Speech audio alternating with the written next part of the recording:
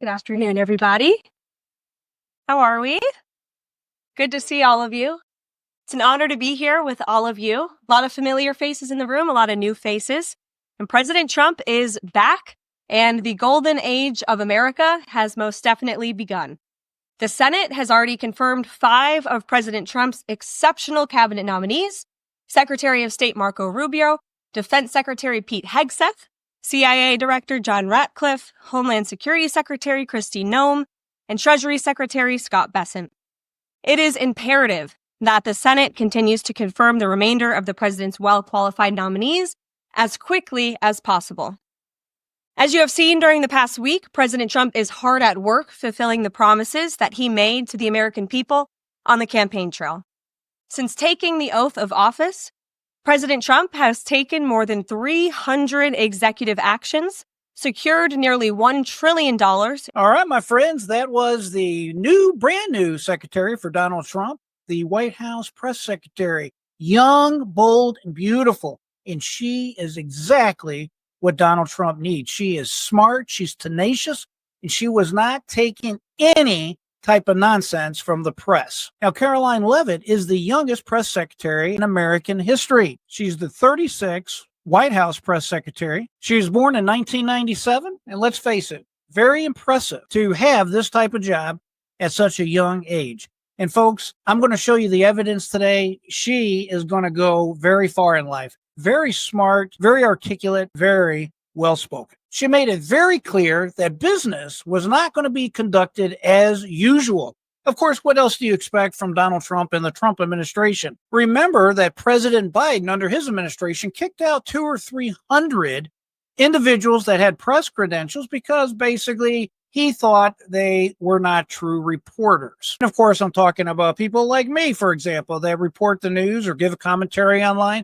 Well, this new press secretary made it very clear that Donald Trump has sent down instructions that there is going to be a change. The good news is that there is going to be a seat for content creators and other news reporters that wish to communicate directly with the White House. Take a look at this. We're also opening up this briefing room to new media voices who produce news-related content and whose outlet is not already represented by one of the seats in this room.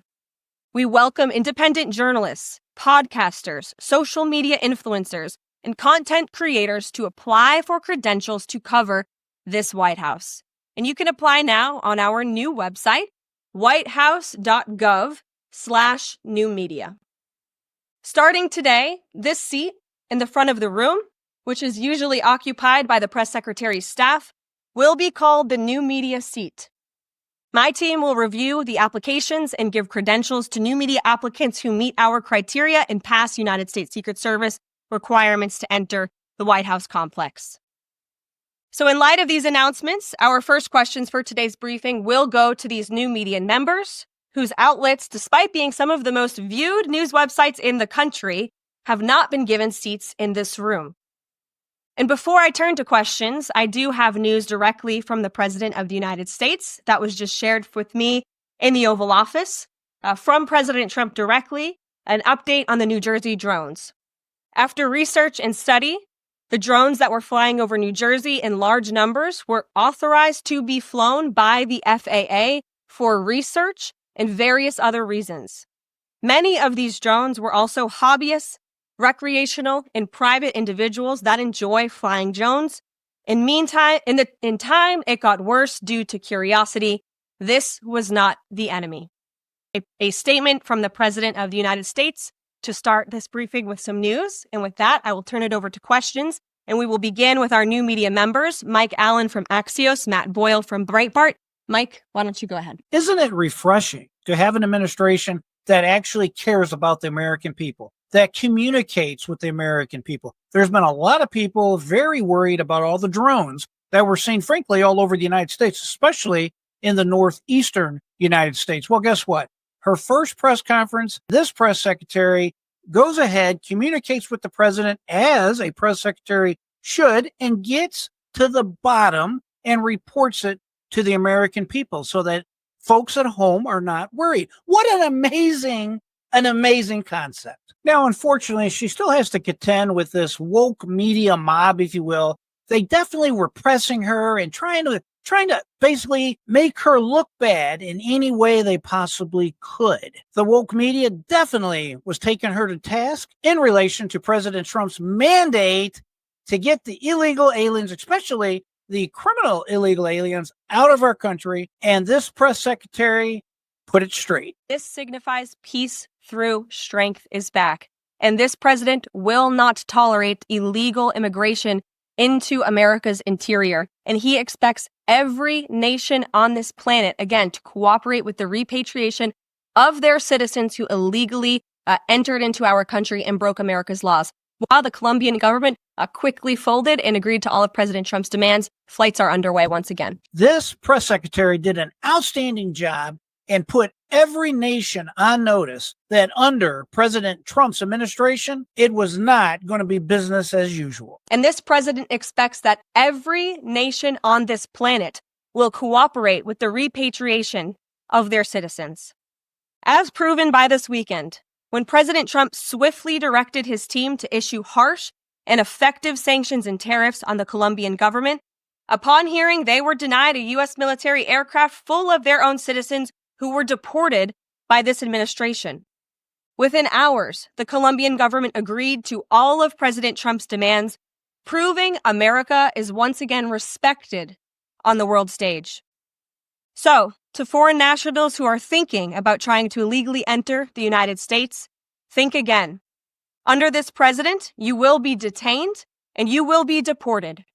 Every day, Americans are safer because of the violent criminals that President Trump's administration is removing from our communities.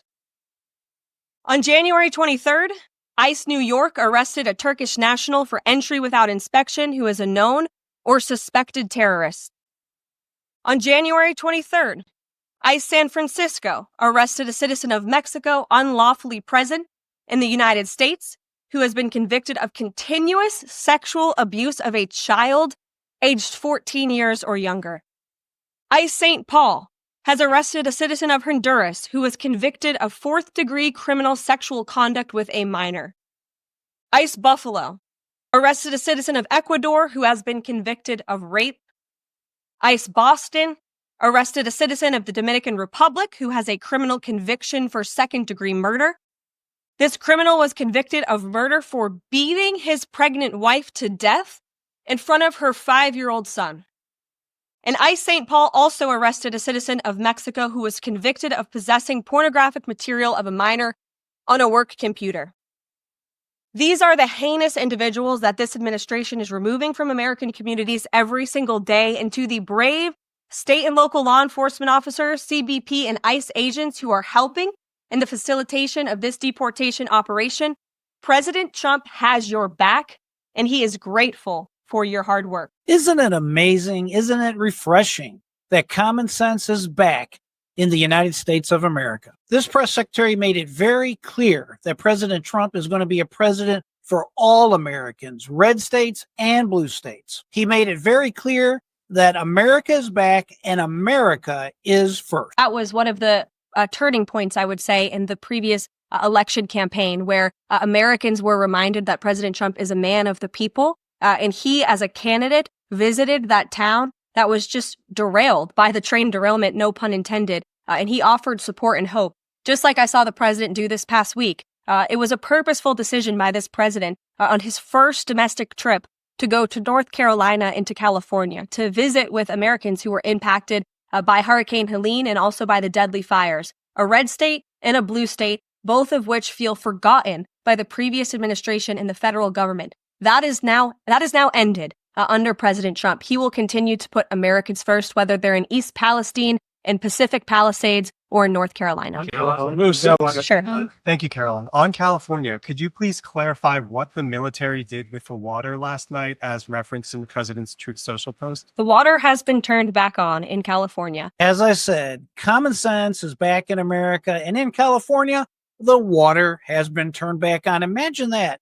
Using water, storing water in an area that is highly prone to wildfires. And as the press secretary just told us, the water is back on. May God bless Donald Trump. I hope this interview with the brand new press secretary has made you feel as good as I feel right now. Tell me, do you agree or disagree with me? I'd like to know. Please put it in the comments below. Quickly, I want to say, if you're new to the channel, welcome. We are the channel of the happy, free-minded patriots. We appreciate you being here. If you are a regular subscriber to the channel, welcome back. Appreciate having you too. Do take a minute, leave me a comment. Let me know if you agree or disagree with the brand new press secretary. Do you like her? Dislike her? Give me your honest opinion. I'm always interested in what you have to say. Always like to say, my friends, keep that mind free. Never give up. Until next time, I am J.R. Dukes.